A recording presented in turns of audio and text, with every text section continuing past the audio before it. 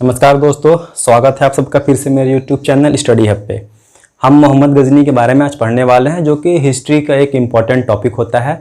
और हमें हिस्ट्री में दिल्ली सल्तनत से लेके मुगल सल्तनत तक, मुगल एम्पायर तक हमें पढ़ना होता है। लेकिन दिल्ली सल्तनत को पढ़ने से पहले हमें 3 मुस्लिम आक्रमणकारी के बारे में पढ़ना होता है। ठीक है, चाहे कहीं से भी आप पढ़िए, बिना इन 3 मुस्लिम आक्रमणकारी को पढ़े आप दिल्ली सल्तनत को नहीं समझ सकते हैं। तो क्या है ये, उन्हें हम आज देखेंगे। 3 में से एक को हमने पढ़ रखा है, मोहम्मद बिन कासिम को। आज हम पढ़ेंगे मोहम्मद गजनी के बारे में। महमूद गजनी या मोहम्मद गजनी भी इन्हें कहा जाता है। जैसा कि आपको पता है कि अरब वाले क्षेत्र में, अगर आप भारत की पूरे विश्व का आप नक्शा देखेंगे तो आपको पता होगा, अरब वाले क्षेत्र में, अरब से हमारा भारत इधर आपका पूर्व की तरफ पड़ता है, तो अरब वाले क्षेत्र में मुस्लिम धर्म का उदय होता है। ठीक है, वहां से इस्लाम का प्रचार प्रसार होना शुरू होता है। जो धार्मिक गुरु उनके होते थे, खलीफा, वो इनके पॉलिटिकल हेड भी होते थे, और जिसे हम कह सकते हैं कि राजनीतिक गुरु भी वही होते थे और धार्मिक गुरु भी वही होते थे। यानी धर्म के लिए क्या क्या करना है, खलीफा डिसीजन लेंगे। अपना साम्राज्य विस्तार कैसे करना है, यानी कि इस्लाम का प्रचार प्रसार कैसे करना है, कहाँ तक करना है, किनके द्वारा करना है, वो भी कौन डिसीजन लेंगे, इनके खलीफा डिसीजन लेंगे। तो उसी दौरान क्या होता है कि बहुत सारे मुस्लिम आक्रमणकारी जो होते हैं वो भारत की, और भारत की जो सीमा है, अफगानिस्तान वाला सीमा, उस वक्त अफगानिस्तान भारत नहीं था, तो उस वक्त की जो अफगानिस्तान वाली सीमा है वहां तक कुछ बहुत सारे मुस्लिम आक्रमणकारी आ जाते हैं। उसी में से पहला जो था मोहम्मद बिन कासिम, वो भारत में घुसता है और राजा दाहिर को हराता है, उनकी पुत्री को लेकर खलीफा को सौंपता है। आपने पढ़ा होगा, या अगर नहीं पढ़ा है तो मैंने इस पर एक वीडियो बना रखा है, आप उसे जाकर देख सकते हैं। उसके बाद उसी से प्रेरित होकर मोहम्मद गजनी भी भारत में घुसने की कोशिश करता है। ये अफगानिस्तान वाले सीमा में आ जाता है। ठीक है, और फिर वहां से भारत में ये आक्रमण करता है। टोटल 17 बार आक्रमण करता है दोस्तों, ये भारत पे 17 बार आक्रमण करता है भारत पे। तो हम यहाँ पे उनको देखेंगे, 17 के 17 हमें नहीं पढ़ना है। कुछ महत्वपूर्ण आक्रमण जो उसने भारत पे किया था, जिसमें से एक आपका सोमनाथ मंदिर वाला है। ठीक है, यहाँ से बहुत सारे क्वेश्चंस बनते हैं, उसे हम सब देखेंगे। लेकिन उससे पहले हमको ये समझना होगा कि ये मोहम्मद गजनी जो था ये कौन था। ठीक है, उसकी थोड़ी सी हम बैकग्राउंड देखते हैं। तो चलते हैं तुर्की में। ठीक है, देखिए यहाँ पे एक चीज आपको और ध्यान देना है कि जो मोहम्मद बिन कासिम था वो अरब से आया था। ठीक है, सऊदी अरब वाला जो क्षेत्र है वहां से आया था। और ये जो सभी साहब आएंगे, मोहम्मद गजनी, ये आएंगे तुर्की से। ठीक है, जो अभी वर्तमान में जिसे हम टर्की कहते हैं, जिसकी राजधानी अंकारा है, तो ये वहां से आएंगे। तो हम ऐसा कह सकते हैं कि पहला तुर्क आक्रमणकारी कौन है। ठीक है, तो यहाँ पे आपको आंसर आएगा क्या, मोहम्मद गजनी। लेकिन यहाँ पे कुछ अपवाद हैं जिसे हम अभी आगे हम देखेंगे। तो चलिए हम पहले मोहम्मद गजनी के बारे में देख लेते हैं कि ये कौन था। तुर्की में एक साम्राज्य था, समानंद अंपायर, जिसे हम समानंद साम्राज्य भी कहते हैं। तुर्की में ये था, वहां पे इसकी शासन वगैरह चलती थी। वहां पे एक राजा हुआ करता था, अल्पतगिन। ठीक है, नाम याद रखिएगा, अल्पतगिन इस साम्राज्य का राजा था वहां पे। ये वहां से भागकर अफगानिस्तान में आ जाता है। अब क्यों भागता है ये आपसे कभी नहीं पूछेगा।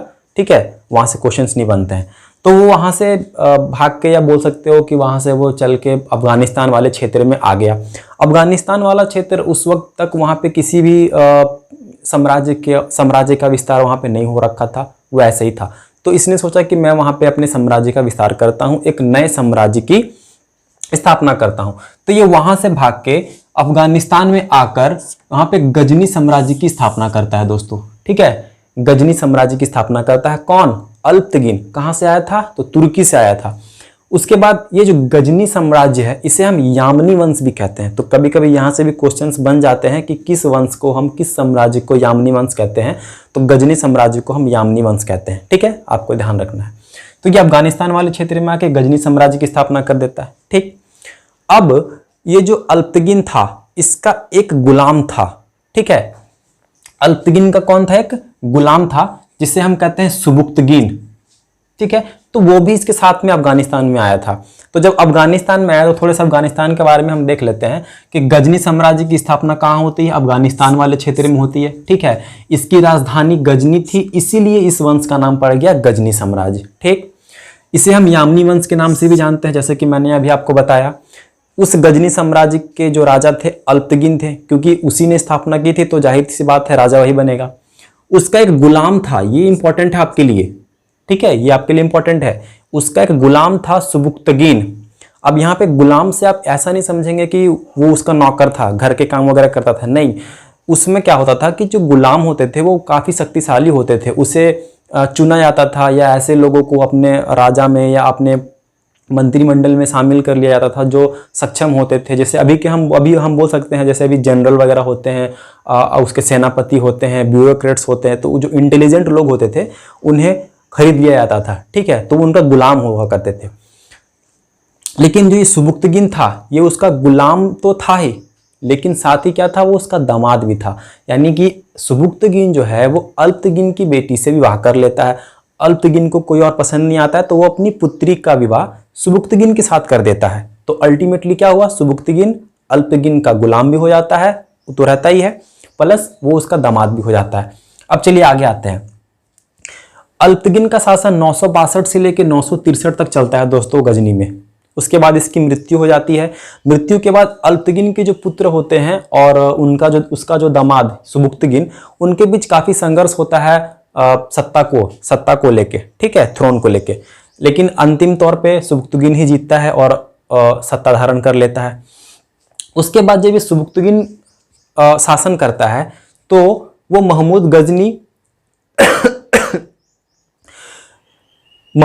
इसका एक बेटा होता है जिसका नाम वो देता है महमूद गजनी, ठीक है। और हमें इस पूरे चैप्टर में, इस पूरे वीडियो में इस महमूद गजनी के बारे में ही पढ़ना है, ठीक है।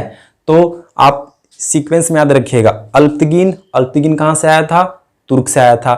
अफगानिस्तान में आके उसने गजनी साम्राज्य की स्थापना की और उसके साथ एक उसका गुलाम आया था सुबुक्तगिन फिर शासन करता है अल्पतगिन की मृत्यु के बाद। उसके बाद सुबुक्तगिन का बेटा होता है महमूद गजनी, ठीक है।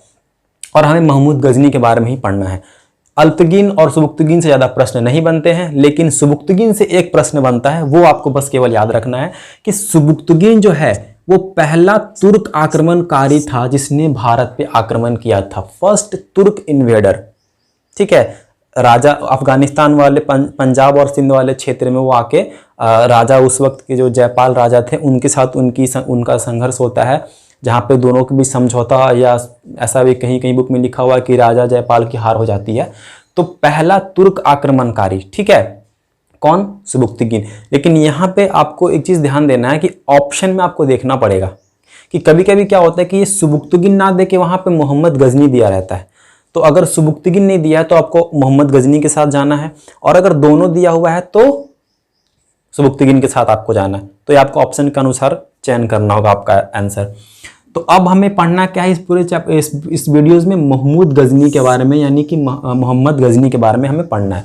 हमने मोहम्मद गजनी के बारे में, उसके बैकग्राउंड्स के बारे में पढ़ लिया कि वो कहाँ से आया था, किसका बेटा था, किसका गुलाम था, ठीक है। अब हम पढ़ेंगे मोहम्मद गजनी के बारे में। तो देखिए, महमूद गजनी सुबुक्तगिन का बेटा था, मैंने अभी बताया आपको, और सुबुक्तगिन अल्पतगिन का गुलाम था। ये सेकेंड मुस्लिम आक्रमणकारी था। अब सेकेंड मुस्लिम आक्रमणकारी का मतलब क्या हुआ, यानी इसके पहला आक्रमणकारी कोई रहा होगा, तो जी बिल्कुल रहा है। कौन, मोहम्मद बिन कासिम। अभी मैंने पिछले वाले वीडियोज़ में आपको बताया कि मोहम्मद बिन कासिम पहला मुस्लिम था अरब से जो भारत पे आक्रमण करता है, राजा ताहिर के साथ उसकी युद्ध होती है और फिर वो वहाँ से उनकी बेटियों को लेकर खलीफा को सौंपता है। फिर खलीफा उनको दंड देता है, मृत्यु दंड दे देता है, किसको, मोहम्मद बिन कासिम को। तो पहला मुस्लिम आक्रमणकारी था। दूसरा हो गया आपका कौन, महमूद गजनी, ठीक है। उसके बाद सेकेंड तुर्क आक्रमणकारी।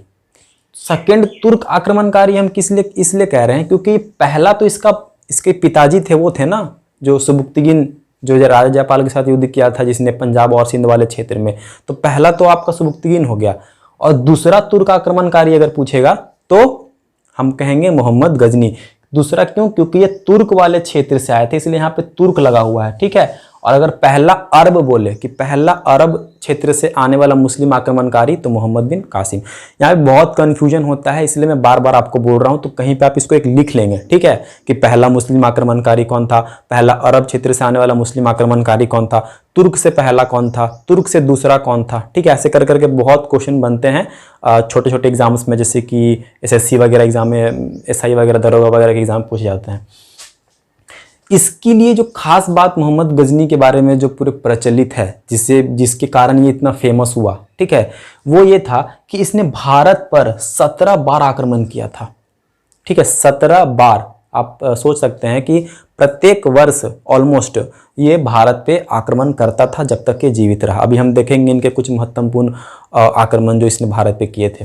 तो भारत पर ये 17 बार आक्रमण किया। अच्छा, एक पॉइंट यहाँ पे छूट गया, ये पहला मुस्लिम शासक था जिसने सुल्तान की उपाधि ली थी। देखो उस वक्त क्या होता था कि कोई भी अगर राजा है उसे तब तक मान्यता नहीं मिलती थी जब तक वो खलीफा से परमिशन नहीं लेता, ठीक है। तो ये खलीफा से परमिशन लेने गया तो उस वक्त इसे 3 उपाधि दी गई। अभी हम यहाँ पे देखेंगे उसके बारे में, ठीक है, कि बाकी के 2 उपाधि क्या हैं। तो यहाँ पे आपको एक याद रखना है कि 3 उपाधि उसे दी गई थी, जिसमें से एक था कि इसे सुल्तान की उपाधि दी गई थी। तो ये पूरे हिस्ट्री में यही एकमात्र ऐसा शासक था जिससे पहली बार सुल्तान की उपाधि मिली थी, ठीक है। तो यहाँ से प्रश्न बनते हैं, आप इसे ध्यान रखेंगे। इसने भारत पर 17 बार आक्रमण किया, ये मैंने आपको बता रखा है। 1001 ईस्वी से लेके 1030 तक इसने भारत पे आक्रमण किया। तो हम यहाँ पे आप देख सकते हैं कि हर एक 2 साल 1.5 साल के बाद ये भारत पे आक्रमण करता था। क्यों करता था? कभी भी कोई भी अगर आक्रमण होता है दोस्तों तो वो बिना किसी कारण के नहीं होता है, ये मैंने पहले भी आपको बता रखा है। उसके पीछे जरूर कोई ना कोई कारण होता है। तो उसके कारण क्या थे देखिए। अच्छा, इसकी 1930 में मृत्यु भी हो जाती है, ठीक है, सॉरी यहाँ पे 1030 में होगा, ठीक है, 1030 में इसकी मृत्यु हो जाती है। किसकी? मोहम्मद गजनी के बारे में। तो मोहम्मद गजनी के बारे में कुछ 4-5 पॉइंट्स हैं जो आपको याद रखने हैं। सुबुक्तगिन का बेटा था, सेकंड मुस्लिम आक्रमणकारी था, सेकंड तुर्क आक्रमणकारी था, पहला मुस्लिम शासक जिसने सुल्तान की उपाधि ली। और जब ये सुल्तान की उपाधि ले रहा था तो उस वक्त जो खलीफा थे वो थे अलादिर बिल्ला, ठीक है, अलादिर बिल्ला। तो यहां से प्रश्न बनते हैं। अब कारण क्या था? 17 बार आखिर इसने भारत पे आक्रमण क्यों किया? तो आपको पता है कि भारत उस समय, भारत जिसमें ये आक्रमण करते थे पहले जगह अगर हम बात करें तो भारत को सोने की चिड़िया कहा जाता था। आपको पता होगा, आपने पढ़ा भी होगा, बहुत सारे बुक्स में बचपन में पढ़ा होगा। तो धन संपदा को लूटना, पहला कारण तो ये था कि भारत में जो धन संपदा है, भारत में जो जितनी भी धन है, यहाँ के राजाओं के पास जितने भी सोने चांदी अशर्फियाँ हुआ करती थी, उनको लूटना तो पहला मकसद इनका ये होता था, ठीक है। तो उसका वो एक कारण था। दूसरा क्या था कि हमने आपको बताया कि जो इनके खलीफा हुआ करते थे वो धार्मिक गुरु भी होते थे और राजनीतिक गुरु भी होते थे। यानी कि साम्राज्य का विस्तार कैसे करना है वो भी कौन बताएगा? खलीफा डिसीजन लेगा, ठीक है। तो इस्लाम का प्रचार प्रसार करना कि हर एक देश में जाके अपने धर्म का प्रचार करना है, ठीक है। तो दूसरा कारण था इस्लाम का प्रचार प्रसार करना। तीसरा क्या था कि मध्य एशिया में राज्य को मजबूत करना। तो जो मध्य एशिया वाला क्षेत्र था वहां पे इनकी पकड़ उतनी नहीं थी, क्योंकि हमने देखा कि मोहम्मद बिन कासिम जो था वो भारत में आक्रमण तो करता है लेकिन वो यहाँ पे अपने साम्राज्य की स्थापना नहीं कर पाता है, और ये भी नहीं करते हैं, ठीक है। ये भी केवल आक्रमण करने के लिए ही आते हैं, भारत में अपनी शासन व्यवस्था चलाने नहीं आते हैं। ये 17 बार भारत को लूट के चले जाते हैं, ठीक है। तो इसने सोचा कि मध्य एशिया में जो हमारी जो पकड़ है, इस्लाम धर्म की जो पकड़ है वो काफ़ी कमज़ोर है, तो उसे हम मजबूत करते हैं, ठीक है। ये भी एक कारण था कि भारत पे इसने 17 बार आक्रमण किया। लेकिन जो मुख्य कारण थे वो थे धन संपदा को लूटना, ठीक है। उसके बाद भारत में जो राजपूत वंश था वो कमज़ोर था। तो उस वक्त के जो राजपूत वंश थे, ठीक है, जैसे पृथ्वीराज चौहान तृतीय, राजस्थान वाले क्षेत्र में, गुजरात में चालुक्य वंश थे, यूपी में कन्नौज वगैरह में राजा जयपाल वगैरह थे। तो ये जो थे आपस में बहुत लड़ते थे और इनमें एकजुटता नहीं थी, यूनिटी नहीं थी, जिसका फायदा ये मोहम्मद गजनी उठा के भारत में 17 बार आक्रमण करता है, ठीक है। और उसके बाद ये राजपूत जो राज्य जो थे वो आपस में बटे हुए थे, ठीक है। ये छोटे छोटे राज्य में बटे हुए थे, मतलब कि इनकी आपस में बनती नहीं थी, यूनिटी नहीं थी, ठीक है। तो ये भी एक कारण था कि उन्हें आराम से भारत में आक्रमण करने का मौका मिल गया, क्योंकि कोई उनके सामने कड़ा विरोधी था ही नहीं जो उसे रोक सके। ठीक है, तो ये कुछ मुख्य कारण थे।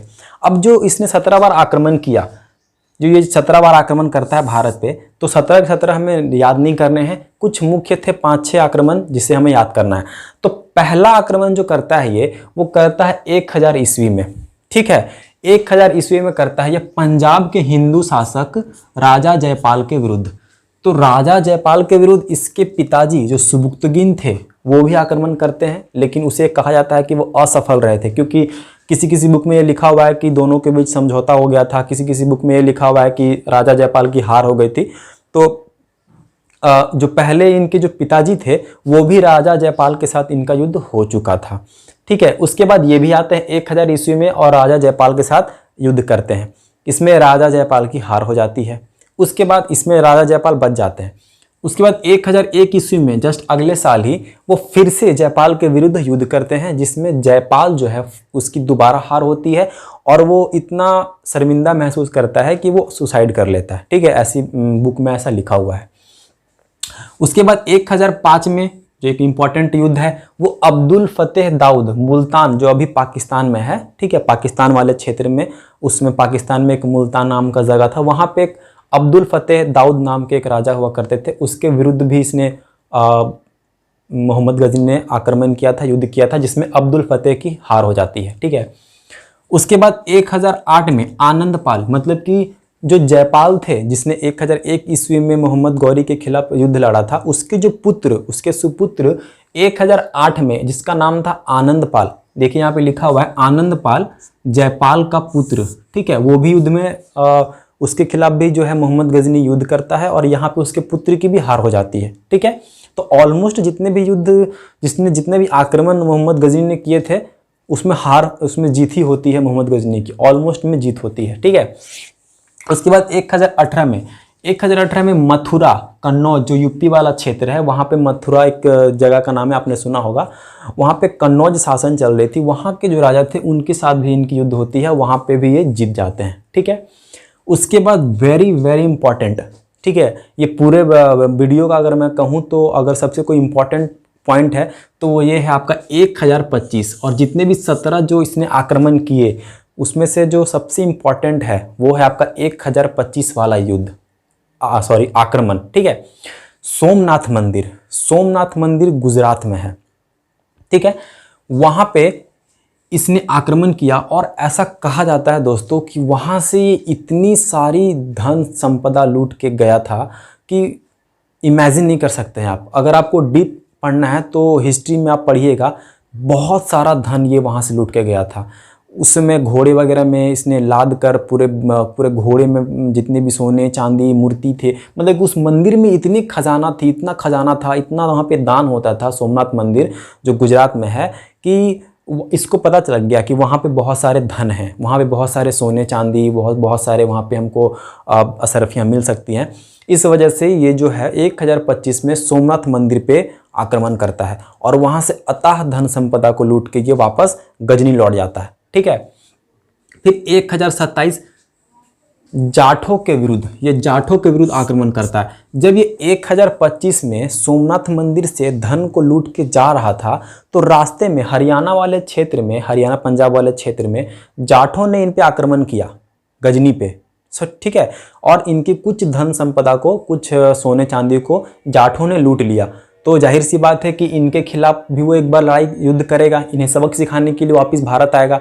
तो उसने 1 साल बाद यानी कि 1027 में, ठीक है, 25 में सोमनाथ पे आक्रमण किया 1025 में, और जब सोमनाथ से, और ये इसका 16वां आक्रमण था। तो कभी कभी ये भी पूछ लेता है कि सोमनाथ मंदिर में जो मोहम्मद गजनी का आक्रमण था वो कौन सा वाला था, तो 16वां आक्रमण था। ठीक है, टोटल 17 बार इसने किया था और अंतिम जो था वो जाठों के विरुद्ध था। तो जब सोमनाथ मंदिर से वो वहाँ से जो सोना चांदी जब ये लूट के वापस गजनी की ओर लौट रहा था तो जाठ जो थे वो इनके विरुद्ध रास्ते में इस पे आक्रमण करते हैं और कुछ जो सोना चांदी था वो इनसे लूट लेते हैं। इससे क्रोधित होकर जो मोहम्मद गजनी था वो वापस आता है और इन्हें सबक सिखाने के लिए इनसे युद्ध करता है। ठीक है, तो 1027 में इसका अंतिम जो 17वां आक्रमण था वो जाठों के विरुद्ध होता है। तो यहाँ से भी क्वेश्चन पूछ लिया जाता है कि अंतिम आक्रमण मोहम्मद गजनी का किसके खिलाफ था, तो जाठों के खिलाफ था। 1025 में सोमनाथ मंदिर पे आक्रमण करता है। ये आपको डेट भी याद रखना है दोस्तों, ये एग्जाम में पूछा जा चुका है बहुत सारे एग्जाम्स में। और ये लास्ट वाला युद्ध कि किसके खिलाफ था, तो यहाँ से कुछ इंपॉर्टेंट युद्ध आपको याद रखने हैं। ठीक है, जो रिपीटेडली हर एग्जाम में पूछे जाते हैं। अब ये सोमनाथ मंदिर के बारे में हम थोड़ा सा देख लेते हैं। ठीक है, ये बहुत इंपॉर्टेंट है। सोमनाथ मंदिर, ठीक है, ये शंकर भगवान का मंदिर था। तो अगर आप प्रीवियस ईयर के क्वेश्चंस लगाते हैं तो वहाँ पे आपको ये क्वेश्चन देखने को मिला होगा कि सोमनाथ मंदिर के बारे में एक बार पूछ लिया गया था कि वहाँ पे जो मंदिर था वो कौन से भगवान का मंदिर था, तो शंकर भगवान का मंदिर था। और आपको ऐसे भी पता होना चाहिए कि सोमनाथ शंकर भगवान को ही बोला जाता है। तो शंकर भगवान का मंदिर था, वो कहाँ पे स्थित था, तो गुजरात में। ठीक है, गुजरात के राजधानी गांधीनगर। ये जो मंदिर था वहाँ पे, ये गुप्ता पीरियड में बनाया गया था। ठीक है, आक्रमण के समय भीमसेन राजा थे। जब मोहम्मद गजनी सोमनाथ मंदिर पे आक्रमण करता है तो उस वक्त वहाँ के राजा थे भीमसेन। ठीक है, तो ये भी पूछ लिया जाता है यहाँ से। यहाँ पे जितने भी पॉइंट्स मैंने लिख रखा है ये सारे एग्जाम्स में पूछे जा चुके हैं। मैं यहाँ पे जितने भी पॉइंट्स को लिखा हूँ ये किसी ना किसी एग्जाम्स में पूछे जा चुके हैं या फिर पूछे जा सकते हैं। ठीक है, तो आपको एकदम इम्पोर्टेंट्स जो यहाँ पे मिल सकता था, मैं आपको दे सकता था, वो चीज़ यहाँ पे मैंने लिख रखा है। उसके बाद ये जब आक्रमण करता है तो वहाँ पे भीमसेन जो थे वो राजा थे। ठीक है, ये कहाँ पे है, सोमनाथ मंदिर कहाँ है, तो सौराष्ट्र के किनारे, on the coast of Saurashtra. ठीक है, मतलब कि सौराष्ट्र का जो हम कह सकते हैं कि नदी किनारे जो है वहाँ पे सोमनाथ मंदिर स्थित था। गुप्ता पीरियड में इसका निर्माण किया गया था। ठीक है, अब कुछ इंपॉर्टेंट पॉइंट्स हैं मोहम्मद गजनी के बारे में, उसे हम देख लेते हैं। जैसे कि उनके दरबारी कवि कौन थे, कौन कौन से उसने बुक लिखा, कौन सी उसे उपाधियाँ दी गई, तो उसे हम देख लेते हैं। तो सबसे पहले हम देखते हैं दरबारी कवि। दरबारी कवि थे एक उनके उत्बी। ठीक है, आपको दिख रहा होगा यहाँ पे उत्बी। इसने एक बुक लिखी थी, एक नहीं 2 बुक लिखी थी। एक तो लिखी थी इसने तारीख़ यामनी। अब ये यामनी वाला जो यहाँ पे शब्द आया आपको इसे याद रखना है। कैसे याद रखना है, क्योंकि मैंने अभी आपको बताया था कि गजनी साम्राज्य को हम यामनी वंश भी बोलते थे। ठीक है, कि गजनी साम्राज्य को यामनी वंश भी बोला जाता है। तो इसीलिए इसने एक बुक लिखा था जिसका नाम था तारीख़ यामनी, और एक और बुक लिख रखा था किताब उल यामनी। ठीक है, तो यामनी से आपको समझ में आ जाएगा कि किसके बारे में बात हो रही है, तो गजनी साम्राज्य के बारे में बात हो रही है, जिसके मोहम्मद गजनी के बारे में बात हो रही है। और मोहम्मद गजनी के दरबार में थे ये उत्बी। ठीक है, 2 बुक लिखी थी इसने, कौन कौन से, तारीख़ यामनी और किताबुल यामनी। उसके बाद फिरदौसी, आपने सुना ही होगा फिरदौसी के बारे में। ठीक है, उत्बी के बारे में शायद आपने ना सुना हो, लेकिन फिरदौसी के बारे में तो सुना ही होगा। फिरदौसी भी एक बुक लिखा था, उसका नाम था शाहनामा। ठीक है, याद रखना है आपको। कुछ विदेशी यात्री आए थे इसके साथ, जब ये भारत में आया था आक्रमण करने के लिए तो कुछ विदेशी यात्री भी आए थे। पहले ऐसा ही होता था कि जब भी कोई राजा कहीं पे आक्रमण करने जाता था तो उसके साथ दरबारी कवि, कुछ विदेशी यात्री वगैरह साथ में आते थे। तो इसके साथ भी विदेशी यात्री एक आया था जिसका नाम था अल बरूनी। आई एम श्योर इसका नाम भी आपने सुना होगा। इसने भी एक रचना की थी। ठीक है, रचना मतलब कि देखो कोई भी विदेशी यात्री अगर आता है ना तो एक बुक छाप के जाता है। ये आपको रखना ही, दिमाग में रखना है कि कोई भी अगर आएगा तो वो एक बुक लिखेगा, क्योंकि उस वक्त तो इंटरनेट वगैरह था नहीं। ठीक है, तो बुक लिखता है कि बुक में उसने उस देश में क्या देखा, वहाँ की संस्कृति क्या है, वहाँ की राजनीतिक शासन कैसे चलाया जाता है, वहाँ के राजा कैसे हैं, उसके बारे में वो हमेशा एक बुक में लिखा करते थे। तो ये फिरदौसी, ये अलबरूनी जब भारत में आया था मोहम्मद गजनी के साथ तो उसने एक बुक लिखा था किताब उल हिंद। ये इंपॉर्टेंट है, ये आप स्टार मार्क कर लेंगे, ये एग्जाम पूछा हुआ है। ठीक है, किताब उल हिंद ये अरबी लैंग्वेज में लिखा गया था। ठीक है, तो ये भी आपको याद रखना है कि किस भाषा में ये बुक लिखी गई थी।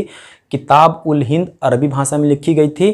किसके द्वारा लिखी गई थी, तो अल बरूनी के द्वारा लिखी गई थी। और इसका अगर इंग्लिश में हम अनुवाद करें तो इसे कहा जाता है डिस्कवरी ऑफ इंडिया। इसमें भारत की सांस्कृतिक एवं सामाजिक जानकारी मिलती है, यानी कि भारत की संस्कृति क्या है। ठीक है, उसकी बारे में जानकारी हमें किताब उल हिंद से मिलती है, जिसे हम इंग्लिश में डिस्कवरी ऑफ इंडिया कहते हैं। और सामाजिक जानकारी भी मिलती है इस बुक से हमें। ठीक है, पुराणों को पढ़ने वाला पहला मुसलमान था अल बरूनी। वेरी इंपॉर्टेंट है, आपको याद रखना है कि जो हमारे पुराण हैं, ठीक है, हमारे जो ग्रंथ हैं पुराणों को पढ़ने वाला पहला मुस्लिम कौन था? अल बरूनी था। ठीक है। और ये डिस्कवरी ऑफ इंडिया एक हमारे एक्स प्राइम मिनिस्टर थे, उन्होंने भी लिखा था। ठीक है। तो आप मुझे कमेंट करके बताएंगे कि वो बुक डिस्कवरी ऑफ इंडिया किसने लिख रखा था। एक हमारे भारत के प्राइम मिनिस्टर थे, उन्होंने भी ये बुक लिख रखा था। ठीक है। तो उसके साथ आप इसको कंफ्यूज नहीं करेंगे, ये अल बरूनी ने लिख रखा है। ठीक है, डिस्कवरी ऑफ इंडिया। और एक इसी नाम से, डिस्कवरी ऑफ इंडिया के नाम से ही एक और बुक है जो हमारे भारत के प्राइम मिनिस्टर ने लिख रखा है। तो आप उस प्राइम मिनिस्टर का नाम मुझे कमेंट में बताएंगे।